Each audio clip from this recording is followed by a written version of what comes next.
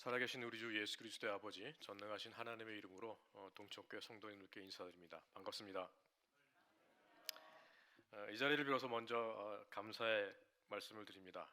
아시는 것처럼 저나 제 여동생이 멀리 살고 있고 연로하신 아버님 어머님이 여기 계시는데 성도님들께서 때를 따라서 또 돌봐주시고 정말 넘치도록 베풀어 주셔서 제가 근심 없이 사역할 수 있도록 도와주셔서 감사를 드립니다. 자, 기도하겠습니다. 주님, 이 귀한 자리에 부족한 종을 세워주셨습니다.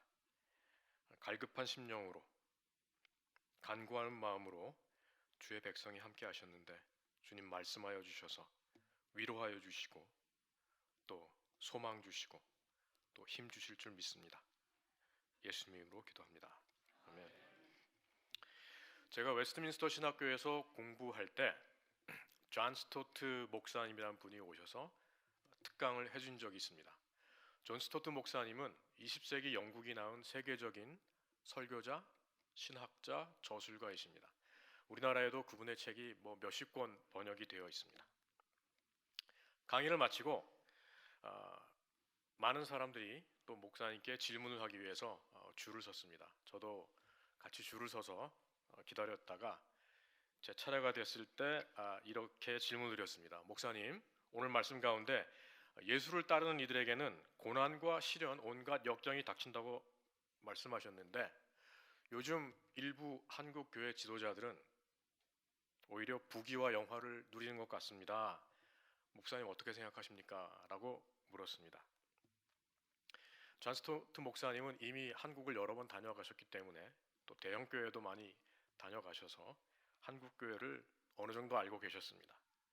그분이 제게 이렇게 대답을 해주셨습니다. 만일 목회자가 타협하지 않고 하나님의 말씀을 있는 대로 온전히 선포한다면 분명 시련을 겪을 겁니다. 라고 대답해 주셨습니다. 그 말씀이 저는 아직도 생생히 기억납니다. 그렇습니다. 살아있는 성도에게는 말씀을 붙들고 고민하는 하나님의 사람에게는 때로 시련이 따르게 되어 있습니다. 만일 성도에게 아무런 시련이 없다면, 모든 것이 편안하다면 어쩌면 그는 영적으로 잠들어 있는지도 모릅니다.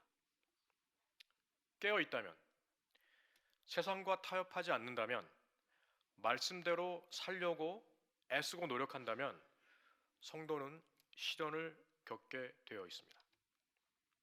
그러니 만일 지금 어려운 지경에 처한 분이 계시다면 절망하지 마시고 야고보 사도의 말씀처럼 기뻐하시기 바랍니다.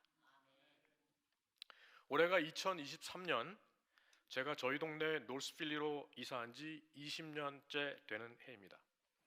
짐작하시겠지만 지난 20년 동안 제게도 많은 시련들이 있었습니다.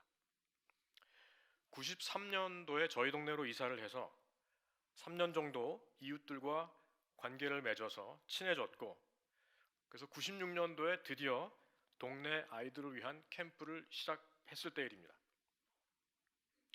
둘째 날이 되었는데 동네에 사는 한 여성분이 찾아와서 제게 시비를 걸었습니다.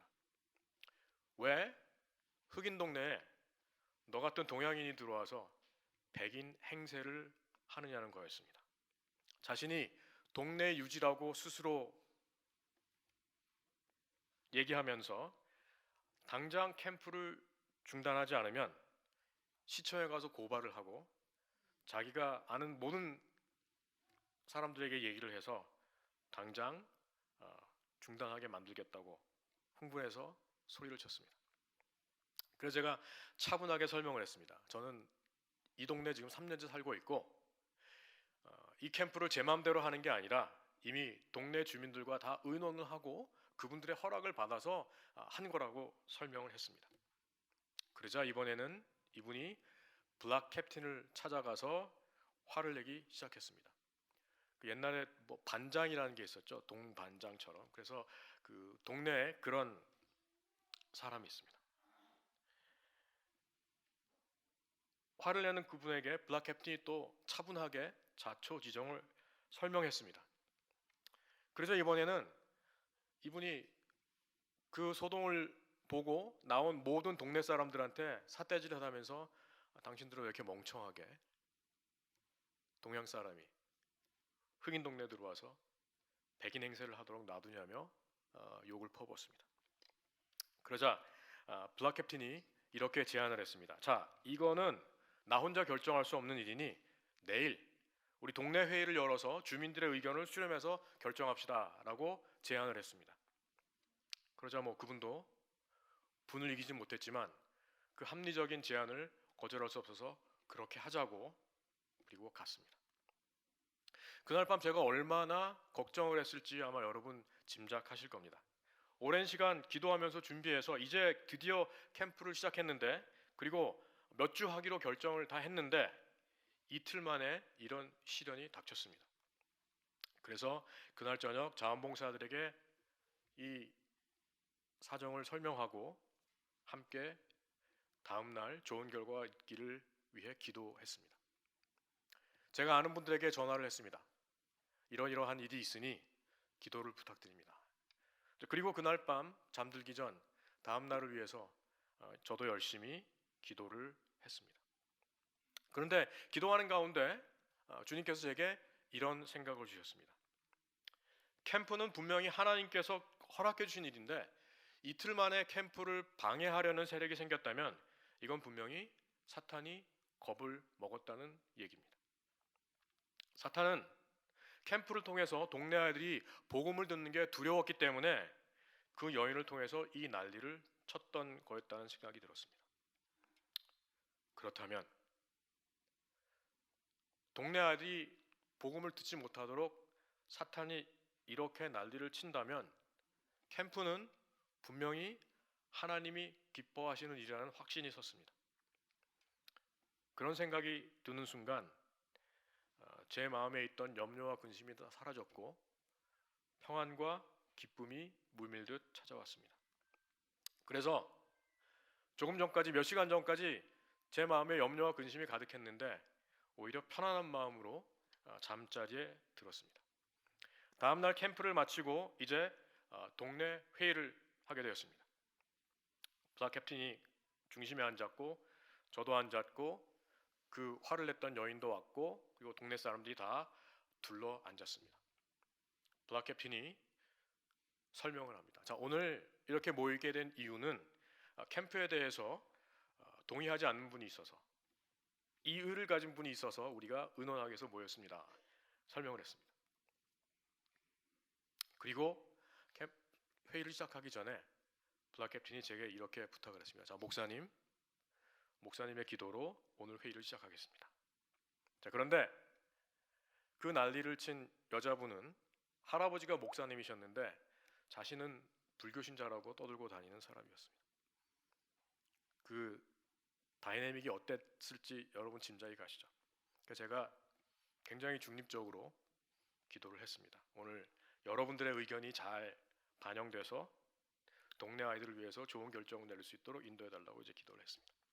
자, 그래서 블락 캡틴이 이렇게 말합니다. 자, 이의가 있으신 분 먼저 말씀하십시오. 그러자 그 여인이 또 일어나서 모든 사람에게 삿대질을 해대며 도대체 당신들은 백인들한테도 그렇게 당했는데 이제 그것도 모자라서 이 동양인들이 와가지고 우리에게 백인 행세를 하게 놔둘 예정이냐고 거품을 품으며 얘기를 하고 자리에 앉았습니다.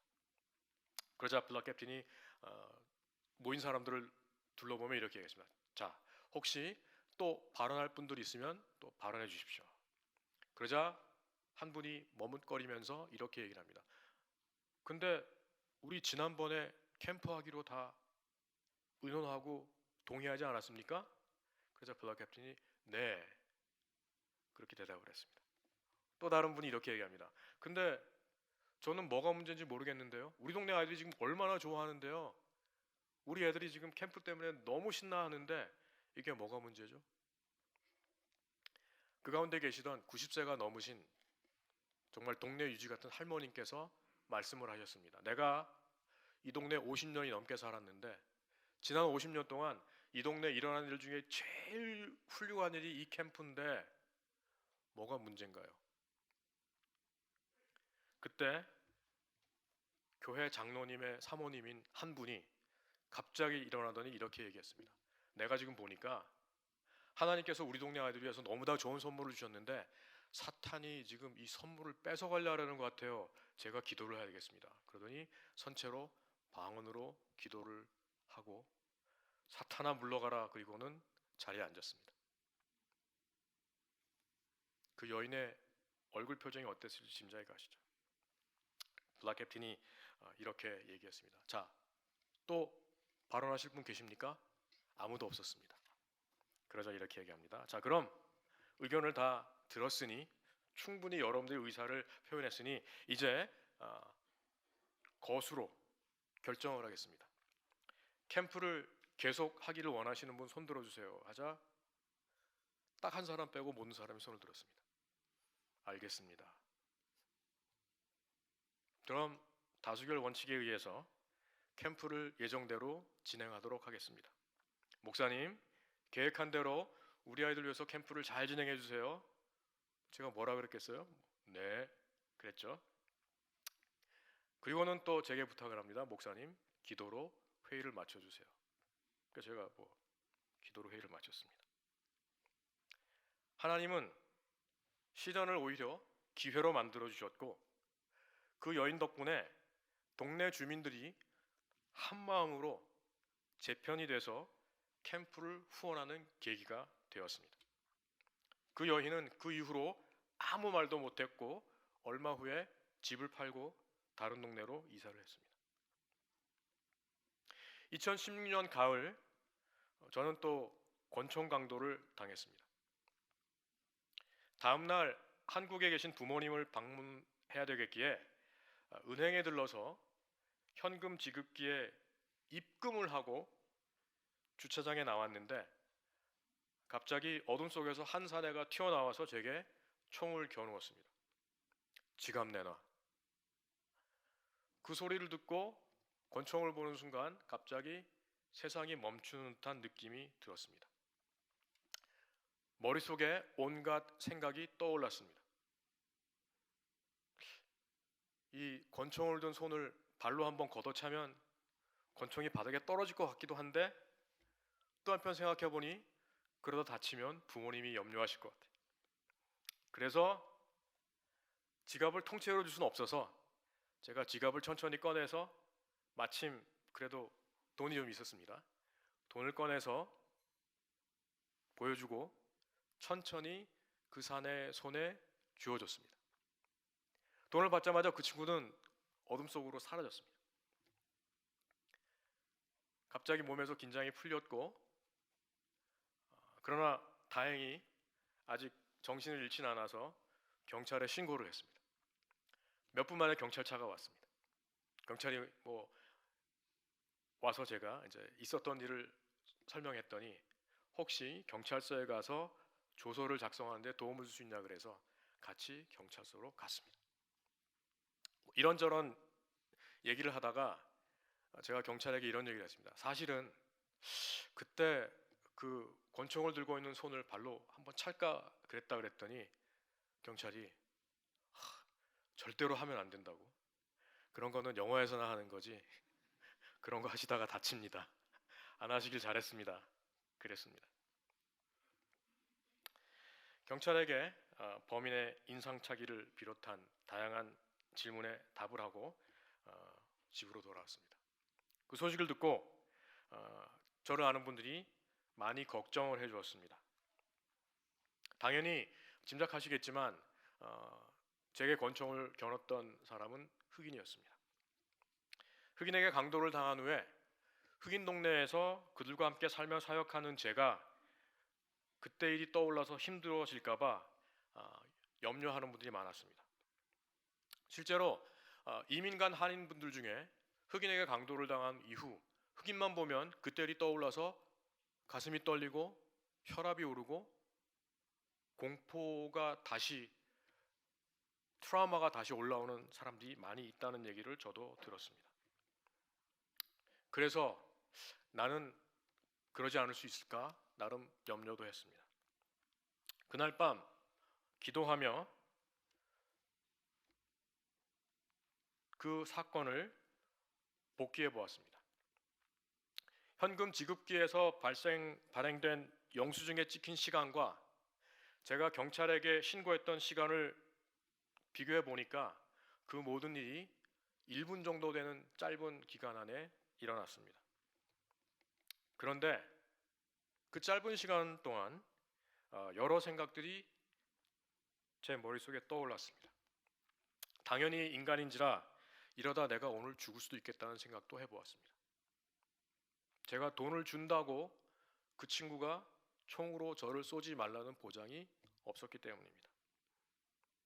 그리고 또 질문했습니다. 이대로 죽어도 좋은가? 그런데 놀랍게도 제 대답은 이대로 죽어도 특별히 여한은 없다는 생각이 들었습니다. 얼마나 감사했는지 모릅니다. 제가 사도 바울의 말처럼 내게 주어진 경기를 다 달렸기 때문은 아니지만 어쨌든 돌아보니 지난 13년 동안 그래도 주님의 부르심에 열심히 순종하며 살았다는 생각이 들었고, 그러니 죽어도 여한은 없다는 생각을 할 수 있었습니다. 너무나 큰 은혜였습니다. 여러 가지 생각을 복귀하는 가운데 권총 강도 사건이 내게 어떤 의미를 갖는지도 질문해 보았습니다. 하나님은 이 일을 통해서 내가 무엇을 깨닫기를 원하셨을까? 한 가지는 총기 관련 사고가 제 이웃들에게는 너무나 흔한 일이라는 사실입니다. 일주일에도 두세 번 이상 일어나는 총기 사고. 제 이웃들은 가족 가운데 누군가는 총기로 죽은 사람도 있고 또 누군가는 총기 사고로 불구가 된 사람도 있다는 얘기입니다. 그들의 고달픈 삶, 그들의 고난을 조금이라도 이해할 수 있게 되었습니다. 그런데 기도하는 가운데 제게 총을 겨눴던 그 사내의 얼굴이 떠올랐습니다. 그 친구는 마약에 취해 있었고 또 자세히 생각해 보니 권총을 들고 있었지만 오히려 떨고 있던 사람은 그 강도였고 권총을 이렇게 협박을 당하는 저는 오히려 침착했습니다. 여러분도 아시지만 강도 짓을 해서는 절대로 오래 갈 수가 없습니다. 언젠가 경찰에게 체포되어 감옥에 가거나 혹은 강도 짓을 하다 누군가에게 또 총에 맞아 죽을 수도 있습니다. 기도하는 가운데 오히려 그 사내가 측은하게 여겨졌습니다.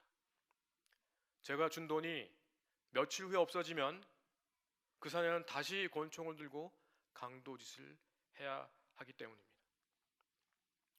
그 사건이 일어났을 때 2016년이라고 말씀드렸는데 그때 제가 사역 시작한 지 13년째가 되는 해였습니다. 어쩌면 이 사건을 통해서 하나님께서 저를 한번 시험해 보는지도 모르겠다는 생각이 들었습니다. 네가 권총 강도를 당해도 계속 가난한 이들과 함께 살며 그들을 섬길 수 있는지를 떠보는 주님의 중간 점검 같았습니다. 어쩌면 하나님께서는 이 사건을 통해서 제 사역이 왜 필요한지를 또 알려주셨는지도 모릅니다. 저희 동네에 자라는 어린 학생들이 복음을 통해서 꿈을 갖지 못한다면 그 중에 어떤 아이들은 나중에 커서 그렇게 강도짓을 하며 살게 될 수도 있기 때문입니다. 다음날 그 소식을 들은 저희 동네 이웃들이 모두 자기 일처럼 분노했습니다. 제가 차마 할 수 없는 원색적인 욕을 퍼부으며 도대체 어떤 녀석이 우리 목사님한테 권총 강도를 했냐고 저를 위로해 주었습니다. 하나님의 은혜로 그 사건 이후로도 저는 저희 동네 이웃들을 정겨운 이웃으로 대할 수 있었고 아직까지 감사함으로 사역을 계속하고 있습니다. 그해 가을 제가 새들어 살던 집 건너편에 있는 빈집이 매물로 나왔습니다. 저는 그런 사실도 모르고 있었는데 제 이웃이 제게 이렇게 얘기했습니다. 목사님, 저 집이 매물로 나왔는데 목사님이 저 집을 사면 좋을 것 같아요. 그래서 그 집을 구매했습니다. 얼마 주고 샀을 것 같아요? 짐작이 안 되시죠? 4만 5천 불 주고 샀습니다. 한 우리 돈으로 4,500만 원. 비싼가요? 그런데 한 20여 년 동안 사람이 살지 않아서 벽에는 곰팡이가 검게 슬어 있었고 털마이트라는 해충이 뭐 또 갉아먹었고 마루는 바닥이 다 패여 있었고 집안에는 쓰레기가 잔뜩 쌓여 있었습니다. 그래서 대대적으로 수리를 했습니다. 그런데 공사를 하는 동안 자그마치 한 번도 아니고 세 번이나 도둑이 들었습니다. 마루를 깔기 위해서 자재를 들여왔는데 어떻게 알고 그날 밤 들여온 자재를 다 훔쳐갔습니다. 가스레인지를 갖다 놨더니 또 어떻게 알고 가스레인지를 들어갔습니다. 그리고 공사를 하던 연장도 다 가져갔습니다. 도난 사건이 있을 때마다 제 이웃들이 하나같이 자일처럼 화를 내며 입에 담을 수 없는 욕지거리를 해대며 저를 위로해 주었습니다. 세 번의 도난 사건으로 예상보다 예산도 더 들었고 공기도 지연됐지만 공사를 잘 마쳤고 2017년 봄에 새 집으로 이사를 했습니다. 그랬더니 제 이웃들이 너무 좋아했습니다. 그 이유는 이렇습니다.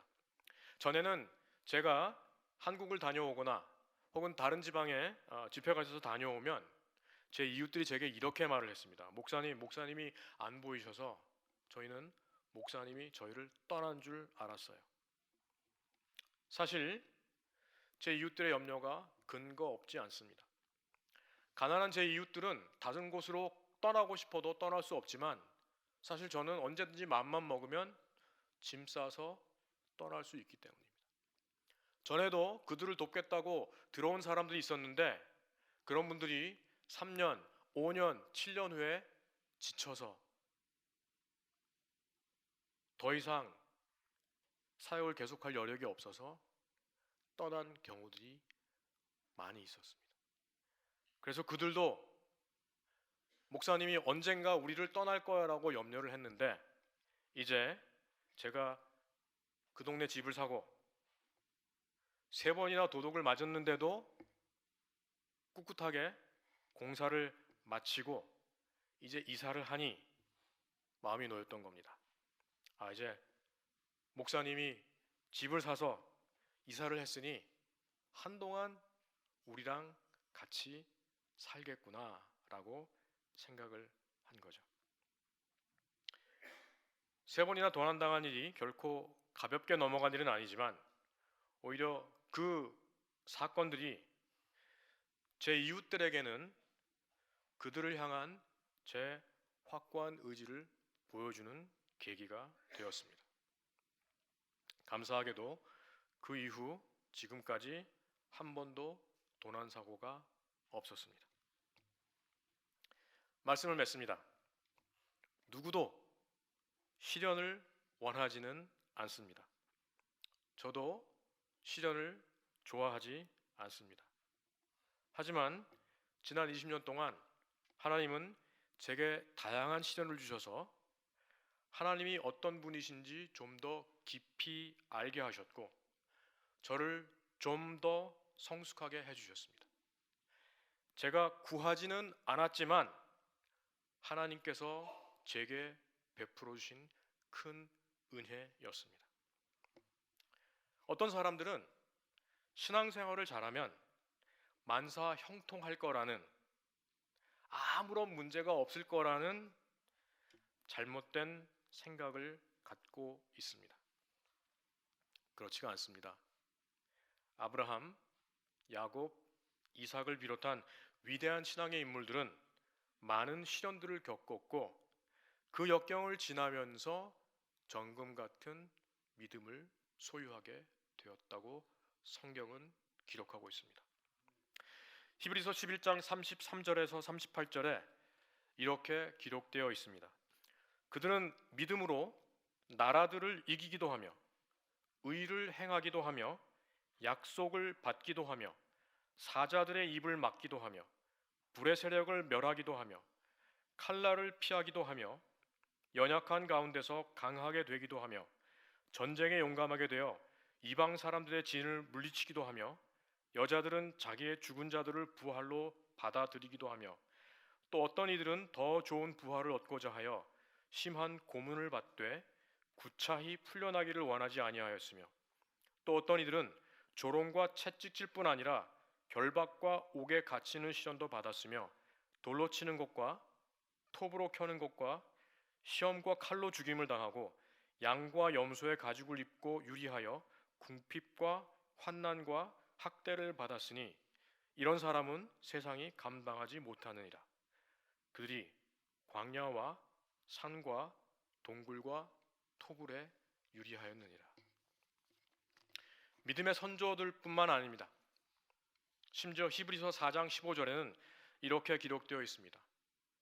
우리에게 있는 대제사장은 우리의 연약함을 동정하지 못하실 이가 아니요 모든 일에 우리와 똑같이 시험을 받으신 이로되 죄는 없으시니라. 그러므로 우리는 긍휼하심을 받고 때를 따라 돕는 은혜를 얻기 위하여 은혜의 보좌 앞에 담대히 나아갈 것이니라. 주님도 이 땅에 연약한 인간의 몸으로 오셔서 우리가 겪는 모든 고난과 시험을 감당하셨습니다. 그런데 주님은 원망하지 않으셨습니다. 누구를 탓하지도 않으셨습니다. 제자에게 배반당하시고 버림받으신 채 십자가의 고난을 감당하신 주님은 그 고난의 열매를 우리를 위한 생명의 구원으로 바꾸어 주셨습니다. 이 땅에서 하나님을 따르는 우리들에게는 때를 따라 시련이 닥치게 되어 있습니다. 그러므로 시련을 겪을 때 절망하지 마십시오. 하나님, 다른 사람들은 다 행복한데 왜 저만 이런 고통 속에 내버려 두시나요? 라고 원망하지도 마십시오. 시련은 나와 하나님의 관계를 더 깊고 또 단단하게 해주는 우리가 구하진 않지만 하나님이 베풀어 주시는 은혜입니다. 야고보 사도의 말씀처럼 시련을 겪을 때 기뻐하기는 어렵겠으나 시련을 통해서만 경험할 수 있는 하나님의 특별한 은혜를 사모하십시오. 하나님, 지금 이 시련을 통해 제가 무엇을 깨닫기를 원하십니까? 라고 기도하십시오. 혹시 주변에 시련을 겪는 분이 계시면 그분을 위해 기도해 주십시오. 함께 눈물 흘려주시고 위로해 주시고 따뜻한 밥 한 끼를 대접해 주십시오. 언젠가 주님의 은혜가 생수의 강처럼 흘러 넘칠 겁니다. 주님께서 우리를 회복시켜 주실 때, 신원시켜 주실 때 우리의 삶 속에 하나님의 영광이 넘칠 줄 믿습니다. 기도하겠습니다. 아버지 하나님, 여기에 함께 하신 주의 백성들 가운데 시련을 겪는 분들이 있는 줄 압니다. 그분들이 겪는 고통이 정말 견디기 어려운 줄도 압니다. 아무리 생각해도 왜 이런 시련 가운데 있는지 알 수가 없습니다. 만일 깨닫지 못하는 죄가 있다면 깨우쳐 주옵소서. 그 죄로 인해 상처받은 분께 용서를 구하고 화해할 수 있는 용기를 주옵소서. 만일 죄 때문이 아니라 부족한 가운데 하나님의 말씀대로 살기 위해 애쓰느라 세상과 타협하지 않기에 겪는 어려움이라면 원망하지 않고 이 시련을 잘 이겨내도록 특별한 힘을 주옵소서. 이 고통을 통해 그분들이 주님께 한 걸음 더 나아가도록 인도하옵소서. 이 신앙 공동체가 시련 가운데 있는 분들과 아픔을 나누며 위로를 나누는 회복의 공동체가 되게 하옵소서. 우리의 대제사장 되신 예수 그리스도 이름으로 기도합니다. 아멘.